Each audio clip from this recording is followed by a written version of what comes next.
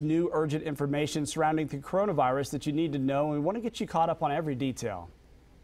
And that includes a lot of new information about how the virus is impacting us here at home. So here's the latest that you need to know. We are expecting another round of unemployment figures today, and those numbers will likely once again be in the millions. So far, nearly 17 million people have filed for unemployment. And in Mecklenburg County, now leaders are recommending everyone wear cloth masks when you go to the store or anywhere else where it can be hard to distance yourself from others. This recommendation lines up with what the CDC suggested all Americans do earlier this month. And guidelines to reopen the country, they are coming this afternoon. President Donald Trump mentioned yesterday that he would be making a major announcement later today. And we'll likely get a look at how the president plans to slowly roll things out to get the economy going again. So when do you think and how do you think North Carolina should reopen? There are very different, very passionate opinions about this topic. There certainly are, and social media groups on both sides have thousands of supporters. Channel 9 spoke with the founders of both, and the man who founded a group that supports stay-at-home orders says this is personal. He's in the hospital fighting leukemia and knows he's high risk for getting sick from the virus. When it comes down to it, people's lives are being saved because of the fact that people are staying home. And that's what's most important, I'd say, anyway. On the other side of the debate is Reopen NC. That group has more than 39,000 Facebook supporters, and founder Ashley Smith told us she believes the stay-at-home order violates our rights. We just really could see in our communities the economic devastation that's taking place. It's just really unfolding, right before our very eyes, and it's startling. And I think the big question is this sustainable? No. Is it justified? In North Carolina, I don't believe so. And here's where things stand right now. North Carolina's stay-at-home order runs out in 2 weeks. Governor Roy Cooper hasn't said if it will be extended. What he did say was that our daily lives won't return to normal for a while. And reporter Anthony Castora is now standing by live. And Anthony, you learned that the restrictions that we're under right now, they won't be lifted all at once. It'll be done more gradually. That's right, Brittany. Just as these restrictions came on in layers, the same will likely be done as those restrictions are removed. We are in NODA this morning where countless businesses have either scaled back or closed down altogether. And one lawmaker says some of these businesses may soon be able to reopen their doors with some changes. Congressman and Dr. Greg Murphy says North Carolina is moving in a positive direction. And if that continues, some of our restrictions may be lifted or at least lightened. Restaurants, beauty salons, barbershops, and churches could reopen their doors first, with changes like requiring employees and customers to wear masks, staggered seating arrangements, and sanitizing multiple times a day. The owners of Oh My Soul here in NODA say that would help. All this happened just 10 days after they first opened. I think it would make a huge difference. I think it's really hard for people to have a first-time experience as a taker. We've been able to give our medical facilities time to ramp up. Do they have everything they need at this point? Not quite, but I think they have enough of what they need to be able to relax the restrictions a bit. And keep in mind here, if Governor Cooper does extend that stay-at-home order past April 29th, Mecklenburg County would automatically extend their order as well. Blaine. All right, it'll be interesting to see where things go. Thank you so much, Anthony. And if you live in Gaston County, you can ask county leaders today how they're working to protect you. The county is having a virtual town hall this morning. Leaders will talk about testing, unemployment, and how they could restart the economy.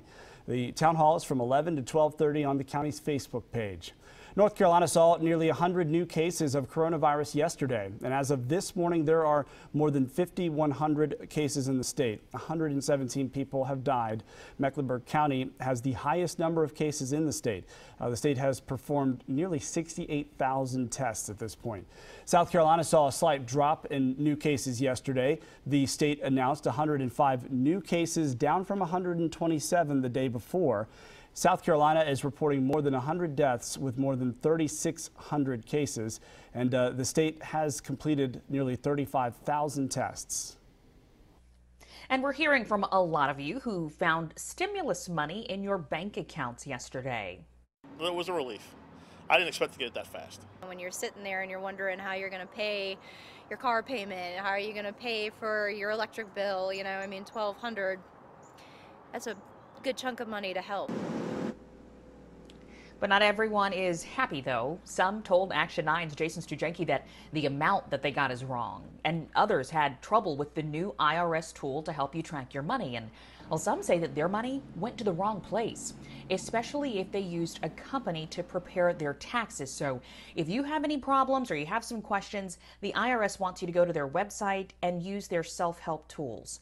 But it is very hard to get in touch with a real person, at least for now. So once you get your money, what should you do with it? We spoke with financial coach Jay Mattier of Charlotte, and he had some pretty clear instructions. We want to make sure that we utilize the money for the purposes that it was served for. So we would suggest that you look at your four walls, the foundations. We want to look at food. We want to look at shelter. We want to look at transportation, utilities. So we want to make sure that first and foremost, you have a roof over your head.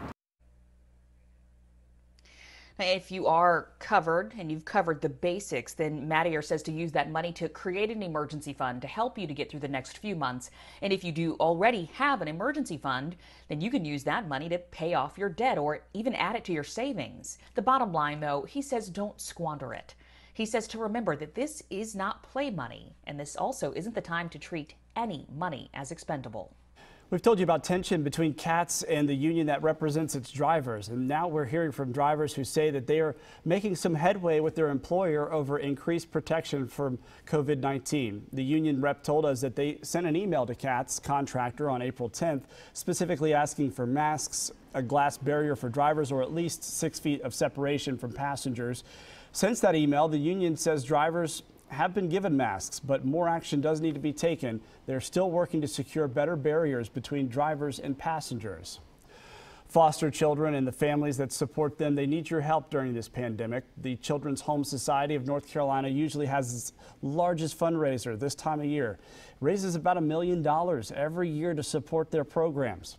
Now they are taking their campaign online and creating a relief fund for families. They've done so much to partner with us, help kids in need, help families in need, and now they're in need. And we want to be in a position to give back to them and help them. And we've told you that there's already been a shortage of foster homes in North Carolina, and advocates believe this crisis could lead to more kids entering the system. 25% of donations to the Society's website this month will help foster families struggling because of COVID-19.